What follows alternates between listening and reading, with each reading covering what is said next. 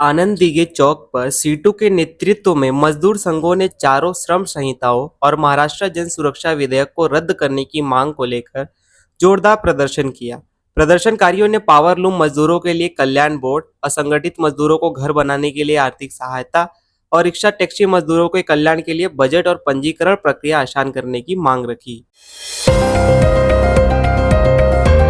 वासिंद में राष्ट्रवादी कांग्रेस शरद पवार गुट से जुड़े कई युवाओं ने शाहपुर जनसंपर्क कार्यालय में कांग्रेस नेता दयानंद चोरगे के नेतृत्व पर विश्वास जताते हुए पार्टी की सदस्यता ली। इस दौरान जितेश विषय, महेश धानके और अन्य वरिष्ठ पदाधिकारी मौजूद रहे। नए कार्यकर्ताओं ने संगठन को मजबूत करने का संकल्प लिया है और कांग्रेस पदाधिकारियों ने उनका गर्मजोशी से स्वागत किया।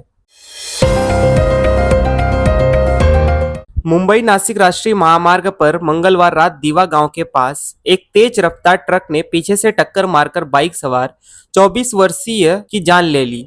दानियाल गोवंडी मुंबई के रहने वाले थे और हादसे के वक्त घर पर लौट रहे थे। ट्रक का चालक टक्कर के बाद वाहन छोड़कर फरार हो गया। सूचना मिलने पर नारपोली पुलिस मौके पर पहुंची और शव को पोस्टमार्टम के लिए भेजा। गणेशपुरी में पूज्य श्री स्वामी नित्यानंद के दर्शन के बाद भाजपा पदाधिकारियों ने ग्राम पंचायत कार्यालय को सदिच्छा भेंट दी। इस दौरान पंचायत सदस्यों से मुलाकात कर स्थानीय विकास कार्यों की जानकारी ली गई और कई महत्वपूर्ण सुझाव भी दिए गए। साथ ही इस क्षेत्र की समस्याओं के समाधान के लिए जिला परिषद और वन विभाग के अधिकारियों से संपर्क कर जल्द ही आवश्यक कार्रवाई करने की मांग रखी गई है। भिवंडी के वेले गांव का छात्र रुद्र भोईर मानकोली डोंबिवली पुल के पास से लापता होकर दिल्ली के सदर बाजार में मिला।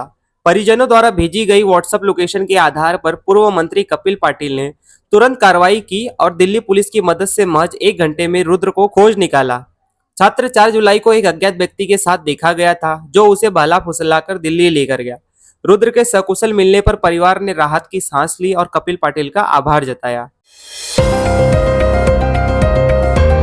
27 अगस्त से शुरू हो रहे गणेश उत्सव को शांतिपूर्ण और पर्यावरण पूरक बनाने के लिए आयुक्त अनमोल सागर की अध्यक्षता में विविध विभागों की बैठक हुई।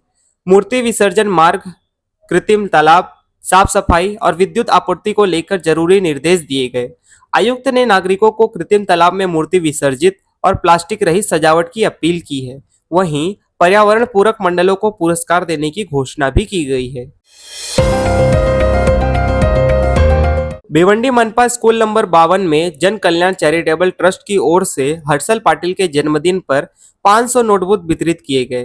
पाटिल ने छात्रों को शिक्षा का महत्व समझाते हुए कहा कि यही सच्चा धन है जो भविष्य को संवारता है। कार्यक्रम में ट्रस्ट अध्यक्ष मंगेश यादव ने समाज सेवा की भावना पर जोर दिया। वहीं कई ट्रस्टी और सामाजिक कार्यकर्ता मौजूद रहे। बदलापुर की कै निर्मला देवी दीघे आश्रम शाला में गुरु पूर्णिमा के अवसर पर कपिल पाटिल फाउंडेशन और निखिल घोरपड़े द्वारा विद्यार्थियों को पुस्तकें वितरित की गईं। छात्रों को उज्जवल भविष्य की शुभकामनाएं देते हुए यह भरोसा जताया गया कि वे शिक्षा के हर मोड़ पर उनके साथ खड़े रहेंगे।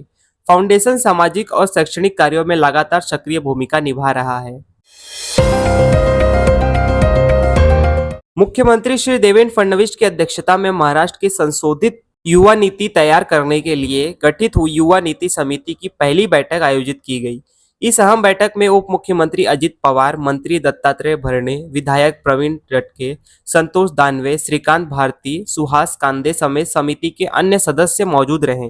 बैठक में राज्य के युवाओं के भविष्य को ध्यान में रखते हुए नीति निर्माण के विभिन्न पहलुओं पर विस्तृत चर्चा की गई। प्रधानमंत्री श्री नरेंद्र मोदी ने नामीबिया के राष्ट्रपति स्वापो प्रेसिडेंट के साथ व्यापक वार्ता की, जिसमें भारत नामीबिया संबंधों की पूरी श्रृंखला की समीक्षा की गई। इस दौरान व्यापार, डिजिटल तकनीक, रक्षा, सुरक्षा, कृषि, स्वास्थ्य, शिक्षा और महत्वपूर्ण खनिज जैसे अहम क्षेत्रों में सहयोग बढ़ाने पर विशेष जोर दिया गया।